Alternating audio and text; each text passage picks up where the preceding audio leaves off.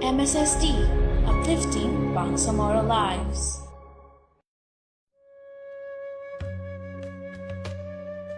Wow, sexy naman!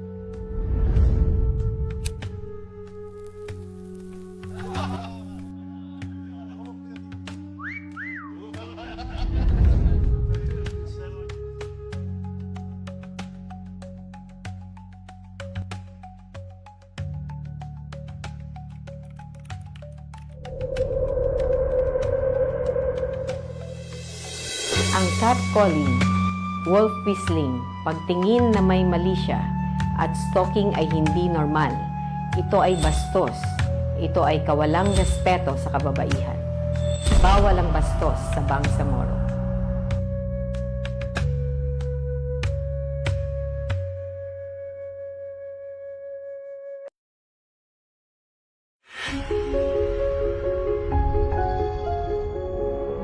MSSD, uplifting Bangsamoro lives.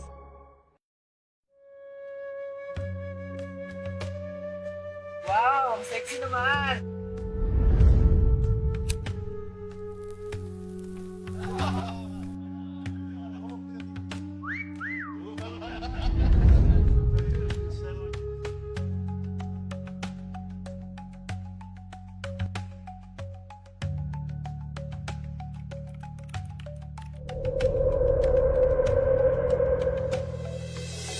Ang catcalling, wolf whistling, pagtingin na may mali siya, at stalking ay hindi normal.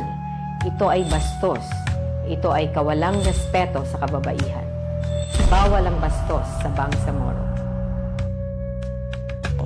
Alamin ang iba't ibang programa at serbisyong handog ng Ministry of Social Services and Development o MSSD sa mga mamamayan ng Bangsamoro Autonomous Region in Muslim Mindanao sa programang Bangsamoro Muna, MSSD at your service.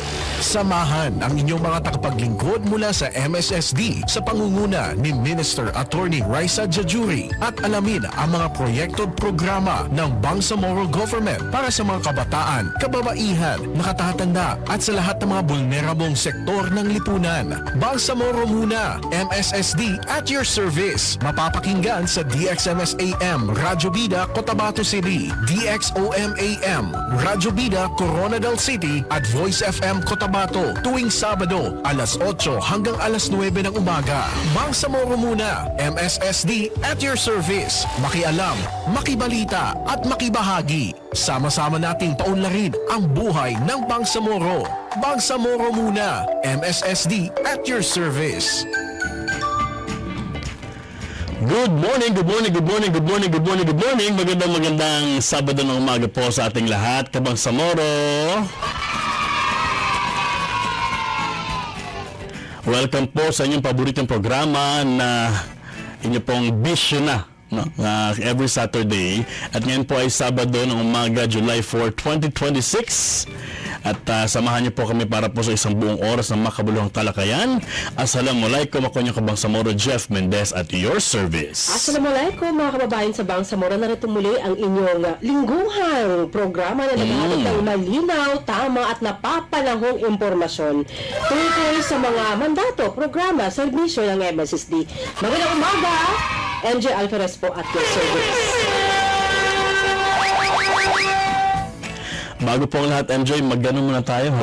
Shout out muna tayo. Batiin natin yung lahat ng mga listeners and viewers natin na nakikinig at nagmo-monitor na ngayon. Nanonood na ngayon via Facebook Live and sa mga radio. Magandang morning po sa mga nakikinig dyan sa DXMS Radio Bida page, no? DXOL Happy FM page and Voice FM, Gabay FM 97.7. Good morning po sa inyong lahat. Shout out sa inyong lahat. Yes, marami-rami ngayon dahil napapanahon na yung ating tupiko. Kaya naman, tayo din ay nakikita sa Bangsamoro Media Productions, Bangsamoro Multimedia Network, at lumawak na rin tayo na sa iMinds Philippines tayo, Radio Pilipinas. Wow. Meron din tayo sa Radio Komunidad Basilan. Ayan, no, another radio partner din natin. Good morning sa mga nanonood sa Basilan. And then, ang ating Radio Pilipinas nasa Hulo, Marawi, Tawi-Tawi at Zamboanga. At nasa TV na rin tayo. Wow. Diba? So, wala silang kawala talaga sa atin. Oo. Pag Sabado na talagang Ayan. dominated natin lahat. Oo, ang PTV natin nasa PTV tayo Davao, Zamboanga, Pagadian, Tawi-Tawi, Marawi, Zamboanga, Sibugay at Cotabato City. Yun. Ayan. Adlaw marayaw sa mga taga-Tawi-Tawi. Mapiyak kapipitar ka sa mga maranaw nating friends na nagmo-monitor ngayon. Abangan po yung regular updates sa ground. May mga tanong po tayo from our Kabangsamoro sa Tanong ng Bangsamoro. Siyempre, hindi rin kompleto kapag po merong Bangsamoro muna, ay meron din siyempre yung Sabado, Panalo. Ayan. Kung saan mananalo po kayo ng GCash. Makakalain mo yan, makikinig lang sila, manonood lang sila. Sasagot lang ng tama. At matututo. Matututo, mananalo ng 300 peso worth of GCash. Pero yung mechanics natin, i-flash natin. Ang mechanics natin ay dapat nakalike sa ating Facebook page at syempre sinishare din itong live episode na ito. Mahalagang makita yung sharer buds, no? Para at least makita namin talaga na kayo ay nakasubaybay at alam kung ano yung mga programa at serbisyo ng MSSD. Napakadali lang po yan, ha. Manood, mag-like ng page, mag-share ng episode na yun at sumagot po ng tama at pabilis para po manalo kayo ng 300 peso worth of GCash. Open din po hotline natin, ha, hotline number natin sa mga questions, suggestions, or meron kayong comments na gusto pong iparating sa amin at kayo po wala naman po internet connection, pwede mag-text sa 0962 230-9967. Naka-flash na po sa screen niyo yan. 0962-230-9967. Pwede po kayo mag-text yan. Huwag na po kayo mag-call. Wala pong sasagot dyan. Text lang po. Correct. Ayan. At syempre naging posible ang programang ito, itong Bangsamoro muna MSSD at your service, dahil sa pamumuno ng ating butihing Minister Attorney Raisa Isjejuri na miyembro rin ng Bangsamoro Parliament.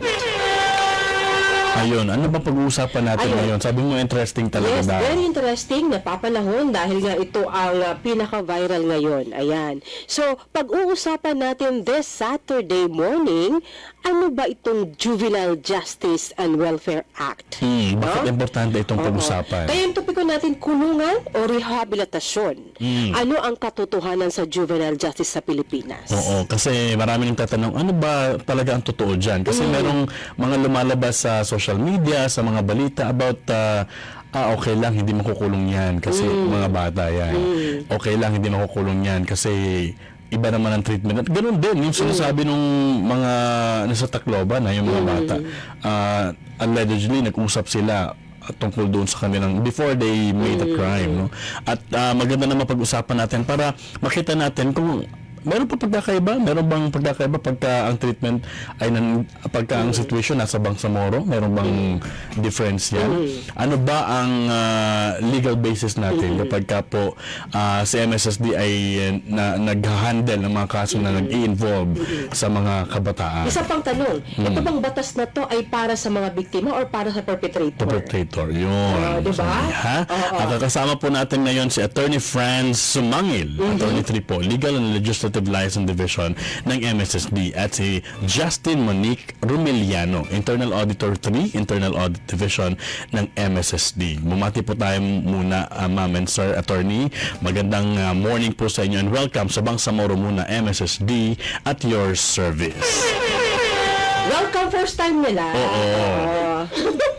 Sige po, Attorney Franz. Okay, good morning po sa lahat, kay Sir, kay Ma'am Jeb, at sa kasama kong ngayon si Ma'am Monique, at sa mga tagapakinig natin ngayon. Good morning po. Ayan. Oo. Si Ma'am Monique mo hindi naman first time, pero first time niya dito live na live. Live na Ayan, live. okay. Yes po. So isang makabatang umaga po, Sir Jeff and Ma'am MJ, and sa lahat po ng taga-subaybay ng Bangsamoro muna, MSSD at your service. Ayan. Konting background lang, kasi si Mamunik kasi ay nasa audit division na siya ngayon. Pero noon, mahaba na ang kanyang experience in working with the clients natin under the JJWA. Dati siyang nasa Juvenile Justice, RJJWC. At dati din siyang nasa Children, Youth and Welfare Program. Kaya madami din siyang mga kasong nahawakan. Ayan. Ayun. Sige, unahin natin. Ano po ba ang ibig sabihin nitong juvenile justice? At ano yung mga karaniwang kasong kinasasangkutan ng mga kabataan? No? Unahin natin yung definition muna. Kapag narinig natin yung juvenile justice, ano po ba yan? Sige. Okay. Sige po, Attorney Franz. Sige po.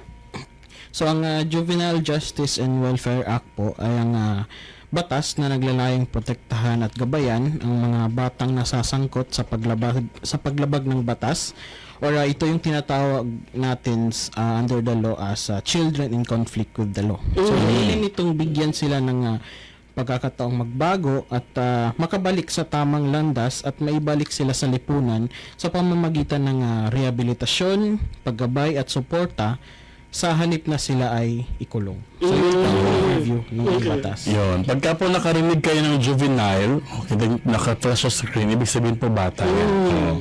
Kasi hindi nakalagay children eh. Ang common sa atin, children or young people. So, juvenile, ibig sabihin yan, bata, pagka nakakita kayo yan. So, Juvenile Justice Act, justice, ibig sabihin mga batas para sa mga kabataan. So, dalawa ang sinabi actually dito ni Attorney Franz, itong mga children in conflict with the law, at meron din tayong tinatawag na mga children at risk. No? Ano ang difference niya? Mamunik, ano ang difference nitong dalawa na to? Sino ba itong children in conflict with the law? At sino ba itong children at risk?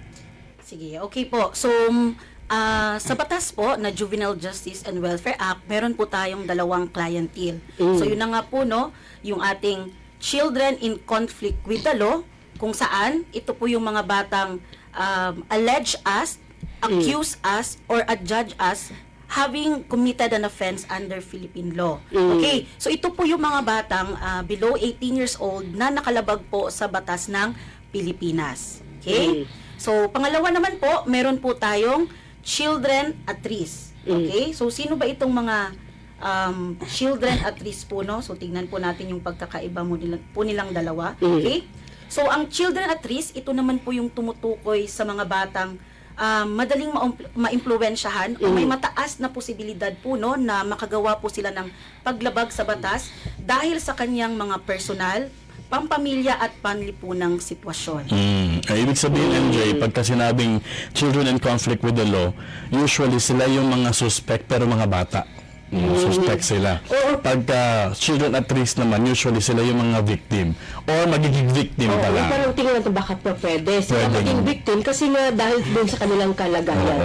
Alright. Pero balikan natin, gusto kong makita ngayon, Jeff, na diretso na tayo. Dahil nga itong pinag-uusapan natin ay dahil sa nangyari sa Tacloban, hindi ba?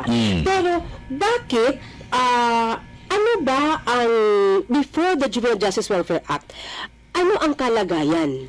Ano ang kalagayan ng justice system for the children na lumalabag sa batas? Sige po, no? Ayan. So, tignan po natin, ano ba yung sitwasyon ng juvenile justice natin nung wala pa pong naipapasang batas o yung Juvenile Justice and Welfare Act. Okay? So, nakakalungkot po yung sitwasyon ng mga batang nakalabag sa batas dahil po nakatuon po yung sistema natin sa pagpaparusa kesa po sa rehabilitasyon. Okay? So, marami pong mga naaarestong mga bata at napapasailalim sa detention or custodial setting. Ngunit po sa kabila nito po, no, kakaunting kaso lamang po ang nareresolba. Okay? Mas nakakalungkot pa po, no, dahil marami pong pasilidad noon ang wala pang hiwalay na lugar para sa mga bata at matatanda. So magkakasama pong nakadetain, bata man po yan at matanda.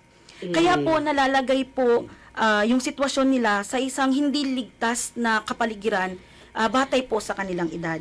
Okay? So, ayon po sa mga ulat po, no, may iba't ibang uri po ng pang-aabuso na, nararanasan itong mga children in conflict with the law natin once na-detain po sila kasama yung mga adult detainee po natin. Okay? Actually, yan siya ay mga totoong nangyayari talaga Yes to. po.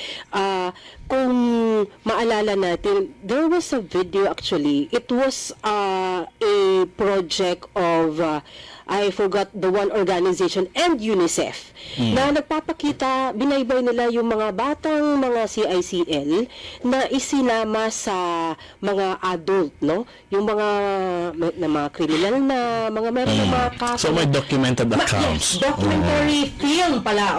Yun. Na nakita talaga doon na yung mga bata na yun, nung lumaki, parang ganun na rin sila. Kasi, syempre, diba, kasama nila yung mga malalaking mga Sige. With that, gusto natin malaman, ano ba yung mga salient features nitong Juvenile Justice Act at bakit napaka-importante na malaman ito ng ating mga kababayan, attorney? Ayan. So, sir, the first feature na gusto kong mabigyan ng emphasis, no, sa lahat ng ating tagapakinig ay yung provision regarding the criminal liability of the child. So, kung tatanungin natin, maaari bang makulong ang isang minor de edad? Sa ilalim ng Juvenile Justice and Welfare Act, ang batang 15 years old pababa, no, ay hindi maaaring panagutin ng kasong kriminal. So they are exempted from criminal liability. Hindi po sila pwedeng kasuhan. Habang yung mga bata naman po na 15 years old, above 15 years old, but below 18 years old, ay maaari lamang managot kung napatunayang kumilos siya ng may sapat na pag-unawa o yung tinatawag ng batas na discernment sa kanyang ginawa. So 16 and 17, pag-iisipan kung may discernment ba, kung alam ba may alam ba o naiintindihan ba ng mga bata ginagawa. Pagka 14 years old and 15 years old, wala pa. 15 up but 18 below. Hindi, 15 up. 16 and 17. Kasi pag 15 and 15 below, 15 below, yan ay walang criminal liability pa, according to the law. Tama ba yun? 16 and 17? Kasi below 18 dapat eh. But above 15 years old. So 16 and 17 ba yung ibig sabihin, attorney? Okay, ang interesting nito kasi yung amendment ng Juvenile Justice Act, no, RA 10630, kasi yung original na Juvenile Justice Act was passed in 2006. In 2013 inamend at kinlarify doon ng batas na a child is deemed to be 15 years of age on the day of the 15th anniversary of his or her birthday. So, halimbawa ngayon, birthday ng bata, 15 years old, nakagawa siya ng krimen. Ang sabi ng batas, 15 years of age or under, may exempted from criminal liability. Pagkabukas, kung halimbawa birthday niya ngayon, and then tomorrow, nakagawa siya ng krimen, he is already 15 years old and one day. So, doon siya papasok sa child above 15 years but below 18 years, doon magkakaroon ng criminal liability kung meron siyang discernment. At exactly 15 years siya, wala pa. Pero 15 years old and one day, meron na. Mas 15 klaro years yun. old and one day up but below 18 years old. Yun, klaro na yun. Ibig sabihin, magkalagpas na po kayo ng 15 years, kahit isang araw pa po yan, or mahigit dyan, meron na pong pwedeng pag-isipan kung may discernment kayo. Kung may discernment, ay mananagot siya sa batas. Yun ang klaro doon. Ayun. So, ano po ang usually ginagawa pagka po ganito yung treatment sa mga kabataan? Nakukulong po ba agad o meron pong ginagawa mo ng rehabilitasyon at hinihintay po yung dumating yung sapat na edad nila bago sila bigyan ng totoong hatol? Okay. First, doon tayo sa 15 years old and below. Although they are exempted criminally, no, meron pa rin silang pananagutan civilly, no, may civil liability. So, meron pa rin pagbabayad ng danyos. Tapos, although exempted din po sila at hindi sila makukulong, pero sabi po ng batas ay ipapasok sila sa tinatawag na bahay pag-asa. Ayan, para meron pong intervention program. Dagdag pa ng batas, kapag ka ang bata is above 12 years old hanggang sa up to 15 years old at nakagawa ng heinous crimes, halimbawa dyan ay murder, ayan, carnapping, drugs, merong special na intervention, strengthened intervention program para sa kanila.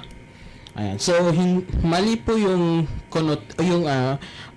common misconception na wala po talagang pananagutan yung bata. May po sa kanya. Okay? So sa sinasabi ni Attorney Franz, ito na yung tinatawag natin na restorative justice. Tama ba, Ma'am Monique? Kasi, di ba, maalala ko, kaya nga inamend yung Republic Act 9344 into Republic Act 10630 dahil inadapt na yung prinsipyo ng restorative justice. Ano ba yung restorative Ano ba justice? yung restorative justice? Anong difference niyan sa ibang sa ibang uri ng justice na meron tayo sa Pilipinas? Ayan po, no? So, maganda nga po yun, no? Na isa po sa silent feature ng batas na ito ay ina-adapt po natin yung restorative justice. So, ano ba ito, no? So, dito po, kung saan pinapanagot po ang bata sa kanyang maling ginawa, pero po isinasaalang-alang ang kapakanan pa rin po ng biktima at hinihikayat po yung pakikilahok ng kanilang pamilya at komunidad sa rehabilitasyon at muling pagsasama ng bata sa lipunan. Okay, so dito po, no, sinabi po nga nating restore, so inaayos po natin yung maling nagawa at inaasahan po natin ng bata pong CICL po ay makakabalik po siya sa kanyang lipunan. Pero wag po nating kalimutan, nakasama po yung partisipasyon dito ng biktima, ng pamilya at ng komunidad. Kanina, nabanggit naman ni Attorney Franz na mali yung connotation na walang pananagutan yung bata. Meron talaga. So doon sa restorative justice na sinaysay ni Ma'am Monique, yung reparation, no? I think it's reparation, yung kabayaran para sa biktima. So hindi ibig sabihin na kapag ang bata ay nagkasala ay baliwala na lang. Oo. Merong kaukulang Meron siyang pananagutan. Oo. Ano-ano po ba yung mga pwedeng ibigay doon sa mga kabataan po na lumabag sa batas? Okay. Meron po tayong tinatawag na diversion program. No? This shall be conducted at any stage of the proceedings. No? So, under the law, itong mga diversion program na ito ay may be resorted to. Kaya po siya tinawag na diversion kasi divert. So, parang nilihis. No? So, imbes na yung imbes na imbes na idaan sa hearing or trial, ay nadadivert yung bata. So, itong diversion program, maraming nakalista sa batas, no? There are restitution of property o yung pagbabalik ng kung halimbawa pagnanakaw ginawa ng bata, merong indemnification, pwedeng written or oral apology, pwedeng i-require yung bata na umattend ng training, seminars, lectures, community service, ganyan, no? Anger management skills, problem solving. Ayun. So, maraming nilista ang batas natin about it.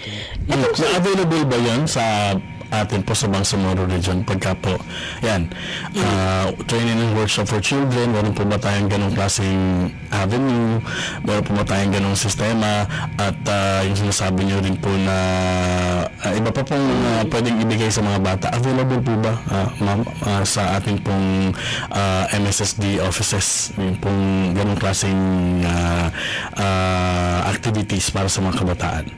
Ayan, sige po, dapat maintindihan rin po natin Sir Jeff and sa mga tagapanood po. Yung diversion program po, hindi lang po ito MSSD na particular program na ibibigay po sa isang bata. Bali sama-sama po yung ating multidisciplinary team po, no? Depende po kung saan po nagda-diversion ang bata kasi may composition po tayo ng diversion committee. Dahil pwede pong mag-diversion po ang bata sa barangay level, pwede pong sa level po ng ating local social welfare and development, officers, pwede rin pong sa PNP. So may mga committee po yan. So ang committee na ito ay mag-uusap-usap po dahil wala pong iisang diversion program para po sa lahat ng CICL. Okay? Dahil ito po ay kino-customize para po sa pangangailangan ng mga bata. Pero provided po yung mga trainings, if ever po meron pong binibigay na mga trainings po sa kanila. Pero again po, no, hindi lang po MSSD ito na program. So merong iba't ibang mga agencies na involved dito. Yes. Oo, para maibigay yung tamang intervention for the children in conflict with the law. Dito sa bar, meron tayong tinatawag na Regional Juvenile Justice and Welfare Committee, no? So ito yung chaired by Mrs. D, right, Ma'am Monique? Yes po, Oo. tama po. Oo. Pero ang RJJWC ay grupo ng different ministries and offices. So tama yung sinabi ni Ma'am Monique kanina na hindi lang ito MSSD dahil ang dapat na nagkakaroon ng plano ng diversion program ay bawat isa, alam ng bawat isang ministry, offices, PNP, etc. kung ano dapat ang karampatang ibigay sa bata na naaayon sa kanyang sitwasyon. Yes po. Alright. Sige. So, ang tanong natin dito, Ma'am Monique, Attorney Franz, sinasabi kasi ng mga tao, itong batas na to, mas pro-perpetrator Oo. Parang may kasalanan na nga. Parang binaby pa. Binababy. Oo. Paano natin sinasagot ito? Kasi dahil nga alam natin na ang batas na to ay ginawa, inamendahan na dahil nakita sa mga pag-aaral na kawawa yung mga batang naging CICL, naging CAR, ganyan. Pero paano natin sagutin ang ganitong mga statement? Kasi alam mo, pagka bata, madaling masway yung yung mentality. Kaya opinion ko ito. Sometimes oftentimes children are victims talaga rather than perpetrators. May nagagawa silang masama, heinous and everything, pero kulang yan sa guidance Minsan victim sila ng situation, victim sila ng maling environment, no? Yun. So, ma'am, ano po ba yung dyan? Pagka po sinasabi, ano ba yung batas na yan? May kasalanan na nga. Binibaby pa yung mga suspect.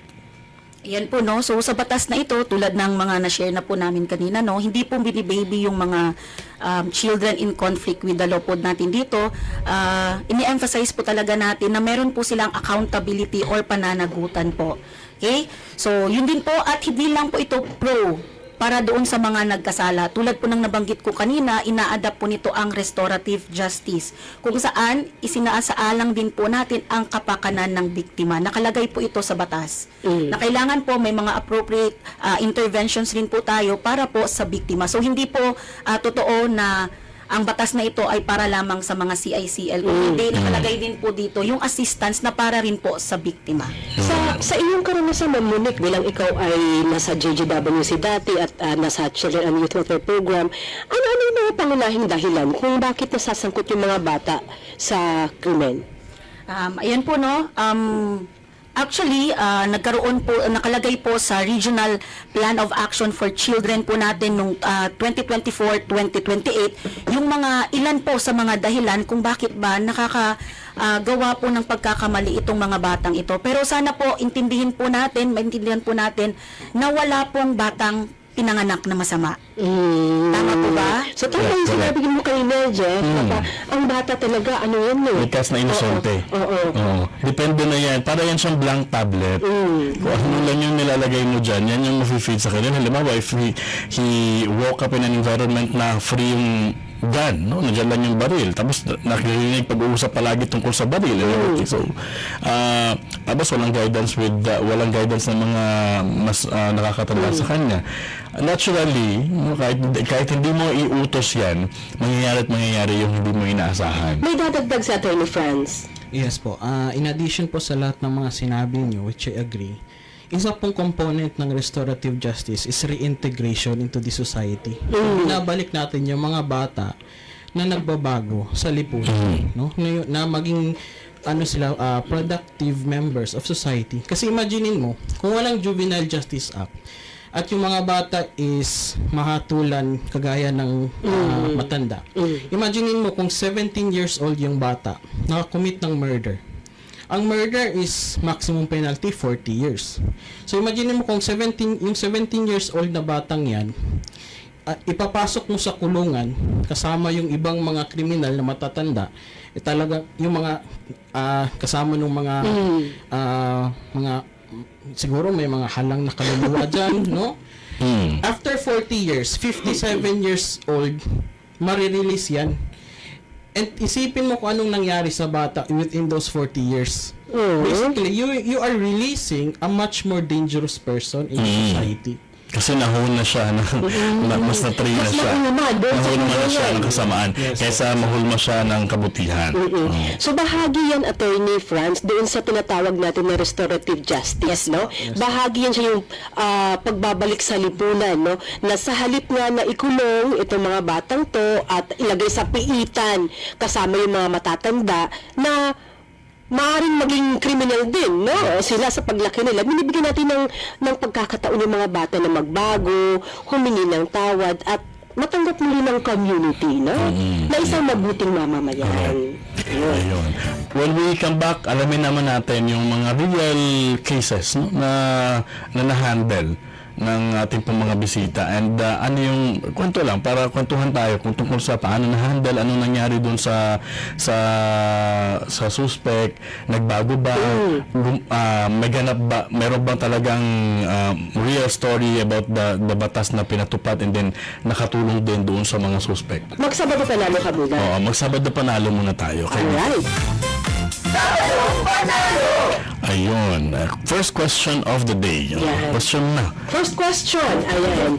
Ang sagot ba dito ay Republic Act or buong acronym?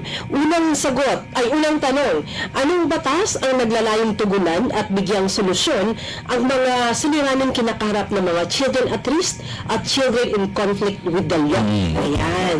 Na merong acronym na JJW.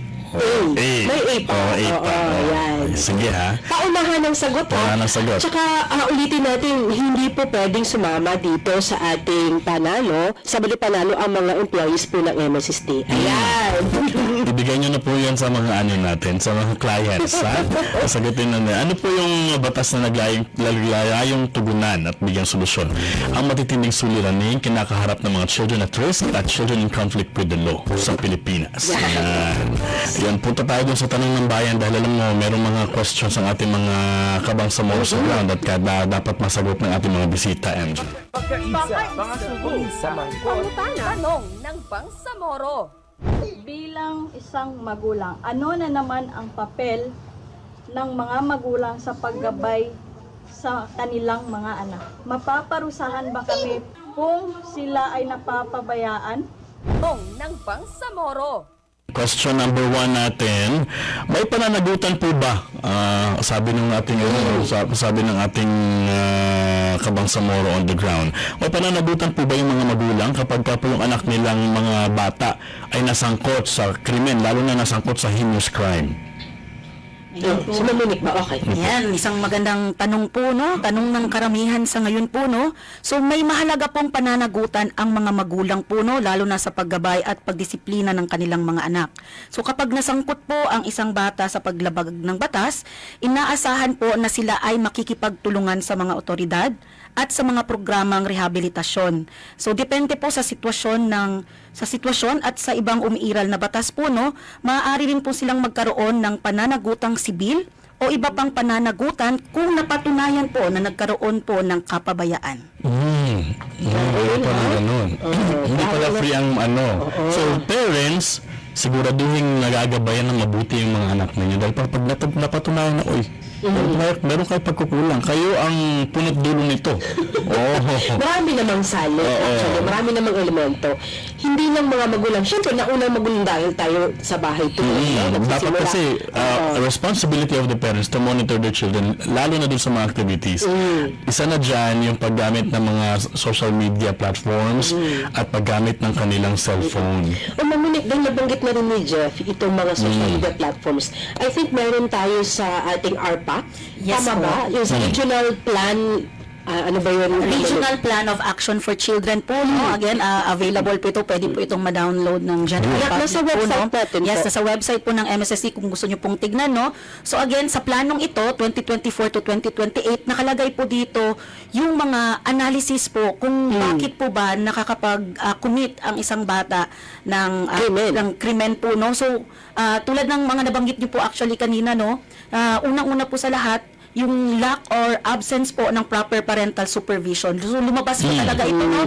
Based po talaga ito sa mga totoong data po, no? Na ito po yung mga dahilan kung bakit po nakakakumit ang isang bata ng krimen. Okay? So, nandun din po, nabanggit nyo kami kanina, yung unlimited access po sa social media. So, lalo na ngayon po, no, halos lahat ata ng bata may cellphone at may access na po sa internet. So, kasama rin po dito yung mataas po na exposure sa isang community na mataas po ang mga krimen. So, tulad, malaki talaga yung effect po ng environment po, no? And also po, no, yung lack of opportunity na maka-access po sa formal education due to poverty.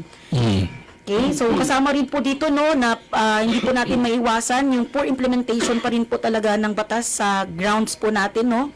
So kaya po sa Juvenile Justice and Welfare Act, katugon yung RJJWC, pinapalakas po natin na ini-ensure po natin na ma-implement po ng mabuti dahil nga po hindi lang po ito sa regional level.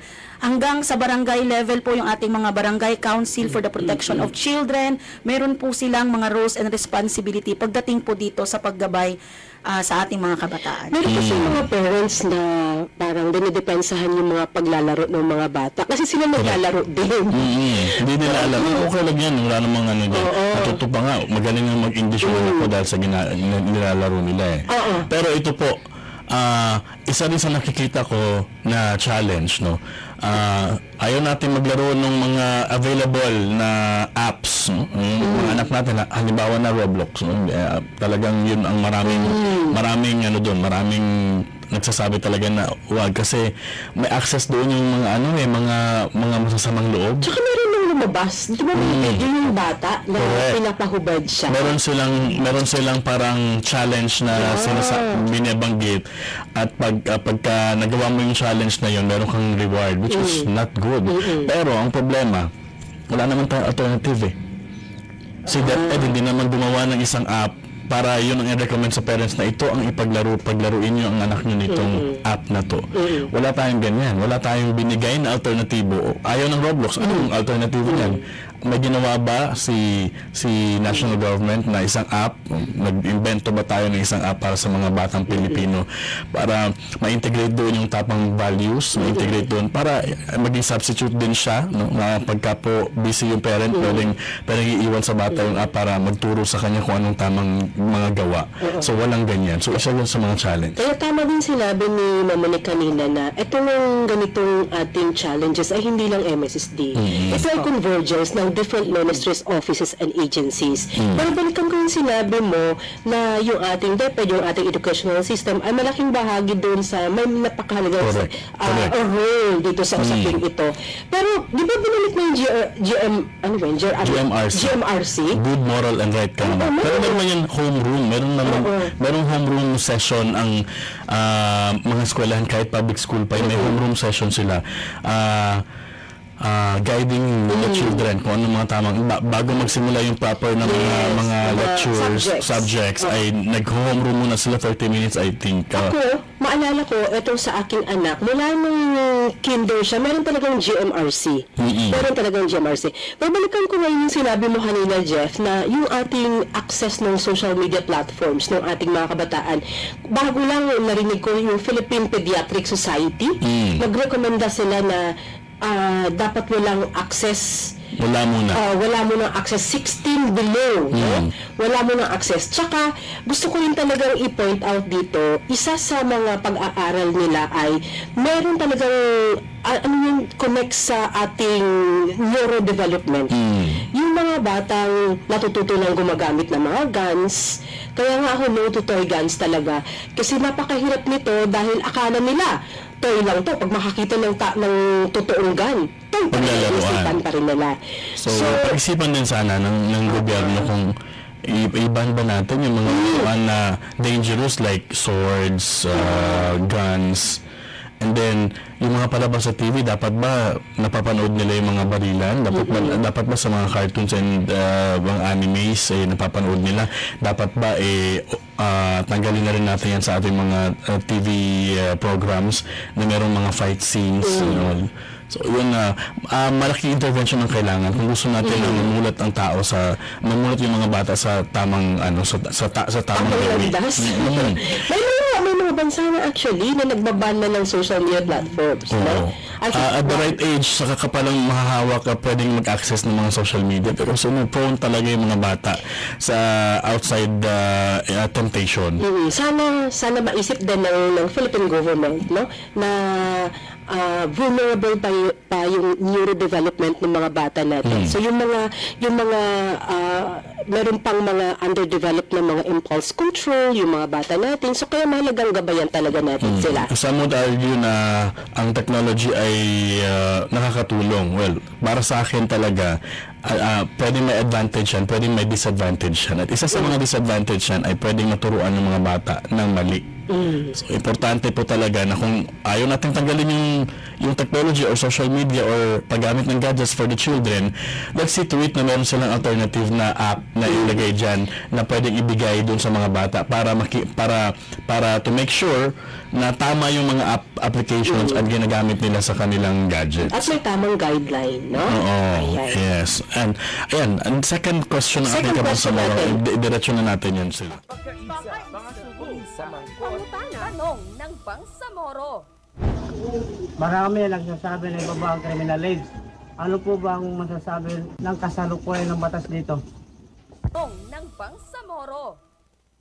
Tama na po ba yung nakalagay sa Juvenile Justice Act, sabi ng ating kabangsamoro, or may adjustment pa na dapat na dapat ilagay if we were to assess it, attorney, and if you were to ano pa tawag dito, suggest, no?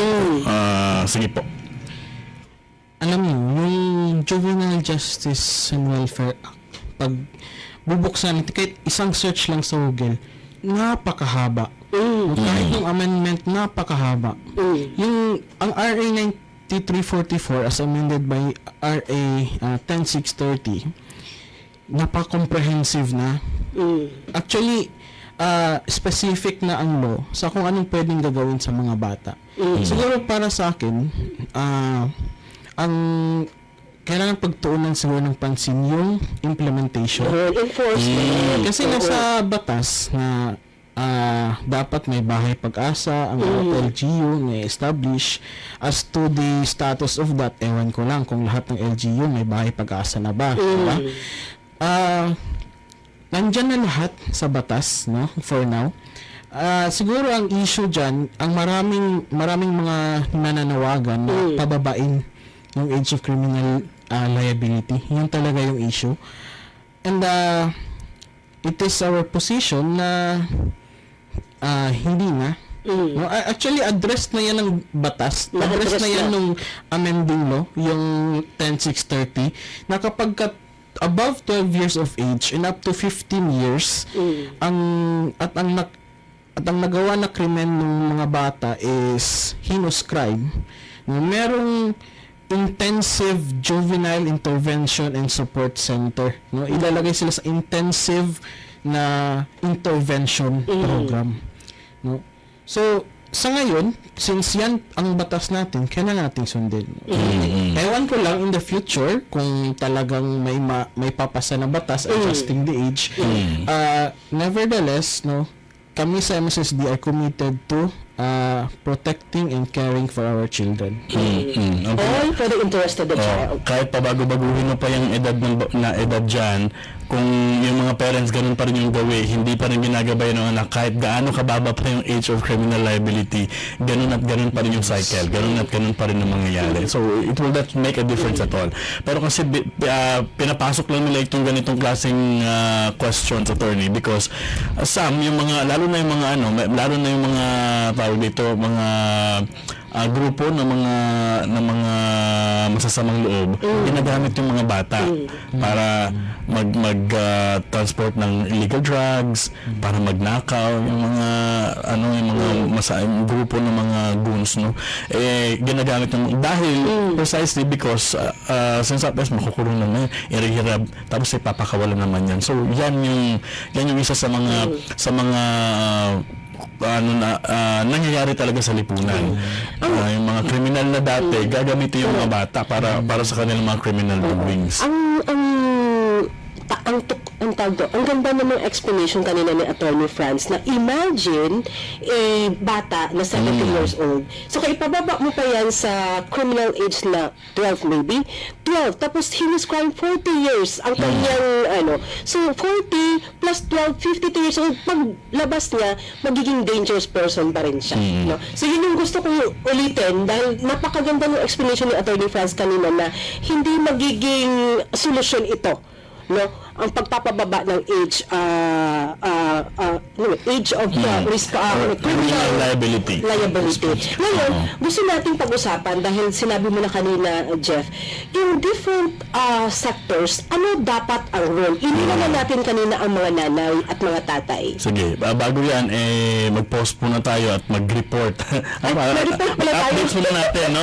I-post natin for a while at mag-update tayo and mamaya sasagutin natin mga bisita. MSSD Updates. Bangsamoro, 27 persons with disability po ang matagumpay na nagtapos sa isa pong rehabilitation skills training program dito sa Cotabato City. May detalye po para sa update niyan si Alfari Makakwa. Alfari, go ahead. MSSD Updates.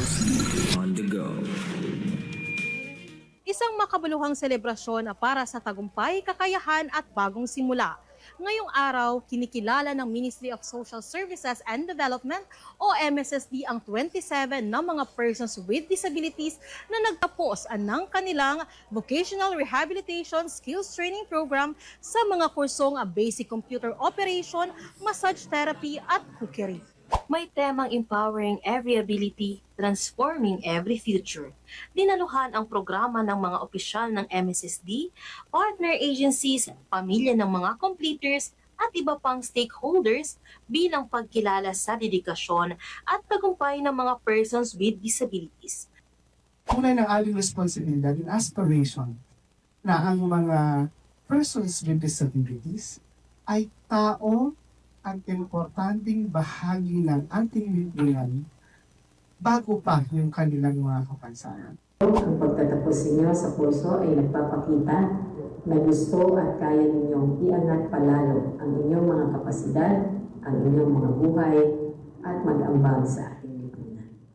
Sa kanilang mga mensahe, muling pinagtibay ng MSSD ang kanilang pangako na isulong ang inklusibong Bangsamoro sa pamamagitan ng pagbibigay ng pantay na oportunidad sa edukasyon, pagsasanay at kabuhayan. Tampok din sa programa ang keynote address, presentasyon ng mga completers, pagbabahagi ng mga karanasan at ang paggawad ng certificates, awards at post-course grants sa mga nagtapos ng kursong massage therapy, cookery at basic computer operation. Nagpapasalamat din ako sa CPWD, sa MSSD, sa lahat ng tulong na ibinigay niyo po sa amin, sa suporta po. Thank you po. Sa bawat sertipikong kanilang natatanggap ay kalakip ang pag-asa at mas matatag na kumpiyansa. Muli, ako po si Alfari Masukat para sa MSSD On The Go. MSSD On The Go. Maraming salamat sa iyo, Alfari Makakwa. MSSD Updates.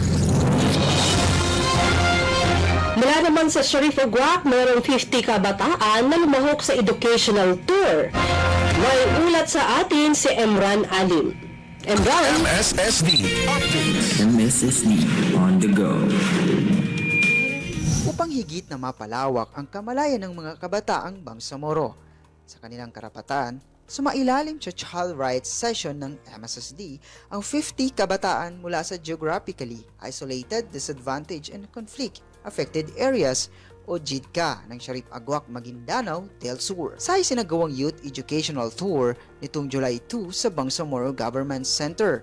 Ang mga kalahok na may edad 7 hanggang 10 taong gulang ay mula sa iba't ibang paaralan at madrasa sa naturang bayan. Ang parte po ng MSSD sa activity na ito ay makapagbahagi tayo ng impormasyon tungkol sa children's rights. Ano-ano yung mga karapatan ng mga bata at kung gaano po nila naiintindihan yung mga karapatan na yun. So mahalaga po yun sa amin na hindi lang ipinapaalam sa mga adults yung tungkol sa children's rights, kundi sa mga bata mismo dahil sila yung rights holders. Nagsagawa rin ng Disaster Risk Reduction and Management Orientation at Demonstration ang BARM Ready upang ihanda ang mga bata sa wastong pagtugon sa mga sakuna at ipakilala ang serbisyong handog ng iba't ibang tanggapan ng pamahalaan. Sa pamamagitan ng mga interactive activities, binigyang diin din ang mahalagang papel ng kabataan sa pagtataguyod ng ligtas at mapayapang komunidad.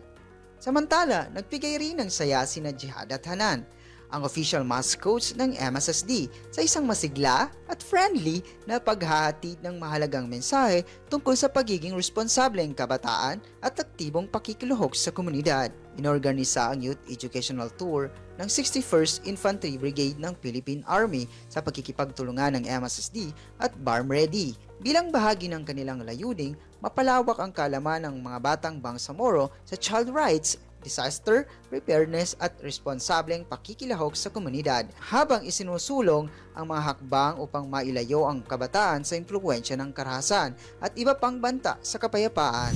Napakahalaga itong educational tour na initiative ng 6th First Brigade sa pamumuno ni Brigadier General Edgar Cato sapagkat nais nating ma-prevent, maiwasan yung posibleng pagre-recruit ng mga local terrorist group doon sa mga lugar kung saan sinasamantala nila yung mga vulnerable na communities, particular sa youth sector. Binahagi naman ng isa sa mga batang kalahok ang kanyang natutunan at karanasan sa educational tour. Maraming salamat pong pagturo sa amin. Pagbigay sa amin ng notebook, thank you. Sa sama-samang pagkilos ng mga katuwang na ahensya, patuloy na hinuhubog ang kabataang Bangsamoro upang maging mga susunod na tagapagtaguyod ng kapayapaan, katatagan at kaunlaran sa kanilang mga pamayanan. At yan ang ating update mula dito sa Cotabato City. Ako si Emran Alim para sa MSSD On The Go. MSSD On The Go. Maraming salamat, Emran Alim. Bangsamoro muna. Ayan, balikan natin ito yung mga bisita, MJ. Bangsamoro, kasama pa rin po natin si Ma'am Justine Monique Romiliano and of course, Attorney Franz Sumangil. Yes. At ang tanong mo kanina, Iniwan natin kanina, ano-ano yung mga role ng different sectors? sino pa ba involved dyan? Yeah, At anong mga papel oo. nila aside from the parents? Yes po. So sige po aside po sa mga pamilya po or mga parents ng mga bata, so nandyan din po ang educational system. Actually nabanggit na rin po na rin natin kanina. Dapat talaga itong paaralan po talaga ay maglaan ng sapat at kinakailangan at angkop na programa na pang-edukasyon para sa mga bata para po maiwasan po yung pag-commit ng mga bata ng mga crimes. So ganun po ka-importante kasi nga 'di ba po pangalawang tahanan na po ng mga bata ang paaralan. Actually mas kung tutuusin tama po ba mas yung mas Mahaba yung oras. nila sa paaralan kaysa po sa mga bahay. Tama po Sa ba? paaralan, nasa 6 to 8 hours. No? Sa bahay, yun ang natitira, tapos tulog na. Tulog na po kasi Oo. ang karamihan. Ano pa po, ma'am, ang sectors na kailangang makisali dito sa usaping ito? So, syempre po, hindi lang po yung ating family educational sector, kasama rin po yung mass media. Ayan, kasama tayo dito. Sige po. So dapat po ang media po gumagana po kasi kayo ng active role po sa pagtataguyod ng mga karapatan ng mga bata since makaka-access po talaga sila sa mga information po sa ngayon sa Facebook tulad ngayon po na-access po nila tayo sa Facebook. So sa pamamagitan po nito po pwede po tayong makatulong sa paghahatid po ng mga consistent messages po through balanced approach. Yan po Yun, ang mainstream naman ay mayroong regulatory body. Ang problema natin ay social media at mga vloggers, yung mga content creators na right now wala pa pong moderators or control body for them. Walang ganyan pa, hindi sila sakop doon at ini-integrate pa lang yan. Wala pang nagsasanction sa kanila kung sakaling meron silang mga maling ginagawa. Unlike doon sa mga mainstream na merong penalties, pwedeng matanggalan ng prangkisa, pwedeng matanggalan ng lisensya, but these content creators and vloggers and yung iba pa pong nagde-develop ng mga contents sa online ay wala pa pong regulatory body for them. Ano ba mga real cases na na-handle na po ninyo at nauwi naman po sa success stories po na pwede nyo ma-share sa atin, ma'am? Ayan po, sige po, since 2016 po, ayan, nagsimula po yung RJJWC. Actually, huli na po tayo, nauna na po yung ibang mga regions po, kasi sa atin, 2016 lang po siya nag-start. So, during that time po, kasama rin po sa mandate ng Regional Juvenile Justice and Welfare Committee po, yung pag-iikot po sa ating mga kulungan, mga police stations. And sa aking pagkakaalala po during yung first time po talaga namin ng pag-ikot po sa lahat po ng probinsya po natin sa BARM po almost hindi ako nagkakamali nasa 20 plus yung nakita naming mga batang nakakulong. Okay? And because of advocacy rin po, strengthening na ma-implement po ng mabuti yung batas, so far po, lahat po nung na-visit po namin ng mga bata po na nakakulong sa jail ay napalabas naman po sila. So yun po ang sa tingin ko na isa sa pinaka naging successful po nung na-implement na po talaga sa atin yung Juvenile Justice and Welfare Act.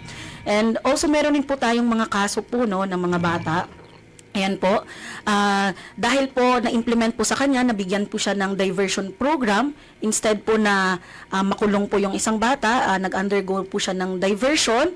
Dito po sa diversion, kasama po dito, marami po nabanggit si Attorney Franz po kanina, So kasama po sa kanyang program ay nakapasok po siya sa ALS. Yan. So habang nagda-diversion po siya, so hindi ganun po kaganda yung batas po, So habang nagda-diversion po siya, kasama po sa kanyang program na makapag-aral po siya sa ALS at nakapagtapos po siya. Actually senior high school pa po yung natapos niya.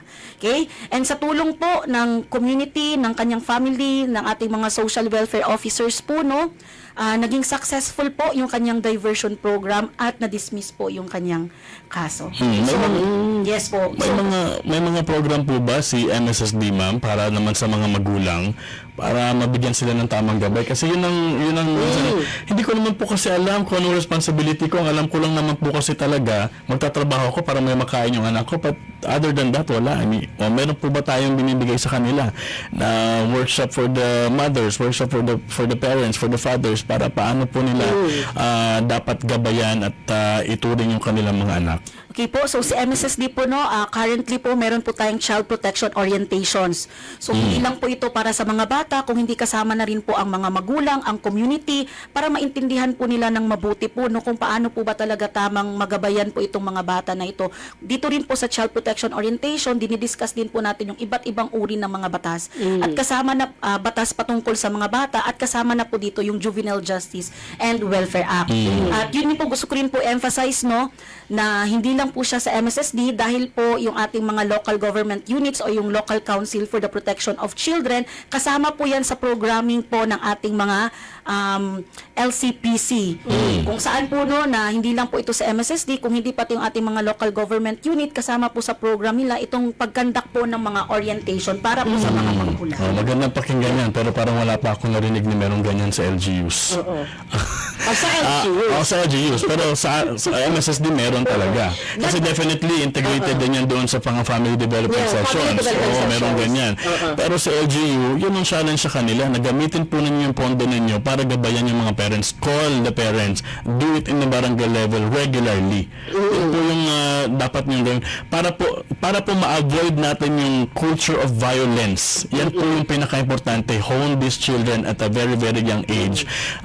Turuan yung mga magulang kung paano protektahan at gabayan yung mga anak nila. Otherwise, magsacycle lang po yung culture of violence. Wala pong mangyayari. Kahit ano pa pong gawin ng gobyerno, kung wala pong pagsasama-samang effort, wala po talagang mangyayari. Kaya huwag natin kalimutan na isa sa merong pinakamahalagang role sa act na ito ang ating local government unit. Sa LGU po talaga. At importante po talaga din yung pinag-usapan natin last time, yung devolution, para magabayan kayo ng LGU. Ito talaga, panawagan ko talaga palagi because there are LGUs talaga na hindi nagpa-function. Ang alam ng LGU ay magpatakbo ng gobyerno ng napaka-limited way.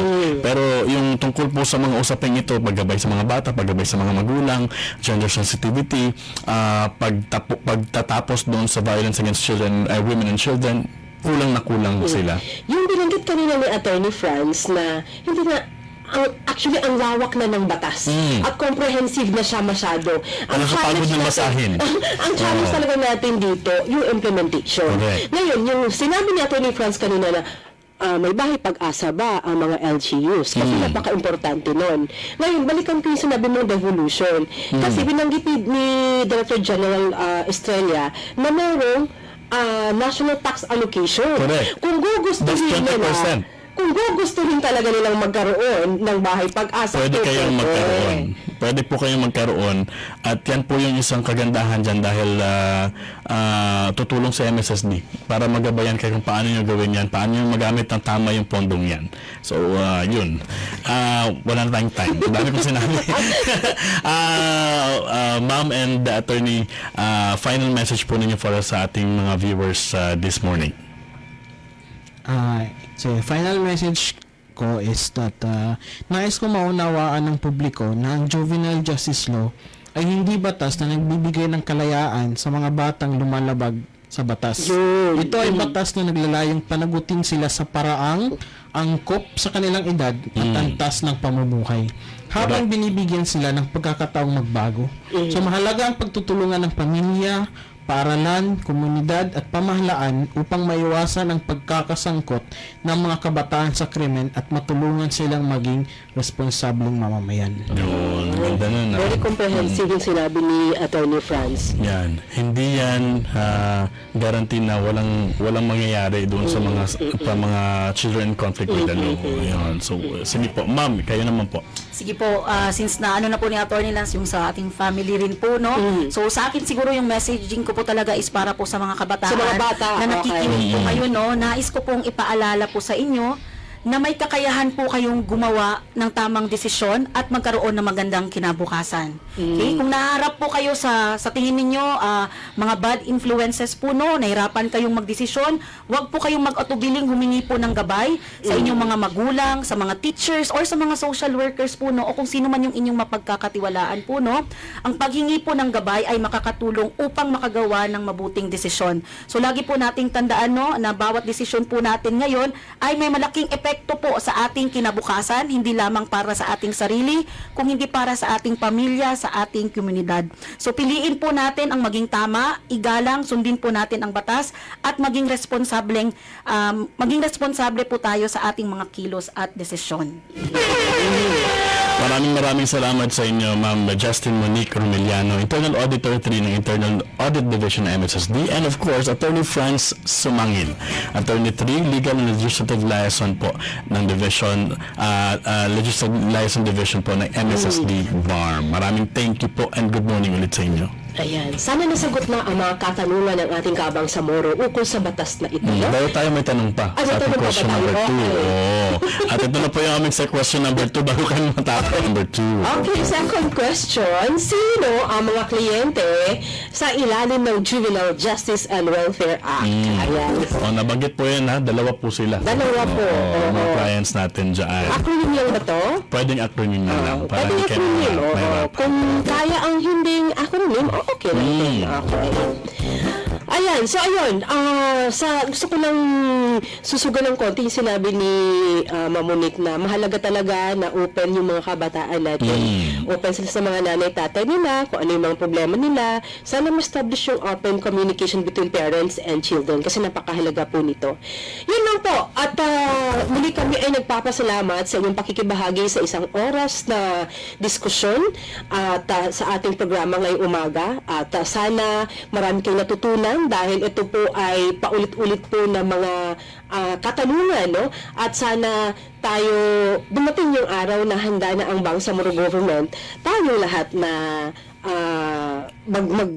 i-resolba ang mga kasong ganito. Ayan, salamat sa inyong oras, salamat sa inyong tiwala, sa mga karagdagang tanong at gusto pang paglilinaw. Again, yung aming hotline numbers 0962230997 0962230997. Ayan, pwede rin mag-chat sa aming FB Messenger. Ayun, wag po kayong tumawag ha sa ating mobile number. Muli, ito po si MJ Alferez. Maraming salamat sa inyong pagsubaybay. Mabuhay ka, Bangsamoro. And of course, sa ngalan po ng ating mga nakasama sa bunghanay po ng Information Communications Division ng MSSD, kay John Onson of the JFU Productions, Carl Daniel, IT Specialist po natin, Robert Sisiban, and Jeff Longakit. Maraming salamat ating mga technicians on board. Ako po sa Jeff Mendez. Maraming thank you po sa mga nakinig, nanood at sumubaybay sa isang oras sa ating talakayan. Tandaan, basta serbisyo, una ka, Bangsamoro. See you next week. Dito lamang po sa inyong programang Bangsamoro Muna. MSSD at your service. Inyong napakinggan ang programang Bangsamoro Muna, MSSD at your service. Hanggang sa susunod na Sabado, alas 8 hanggang alas 9 ng umaga, dito lamang sa palatuntunang Bangsamoro Muna, MSSD at your service.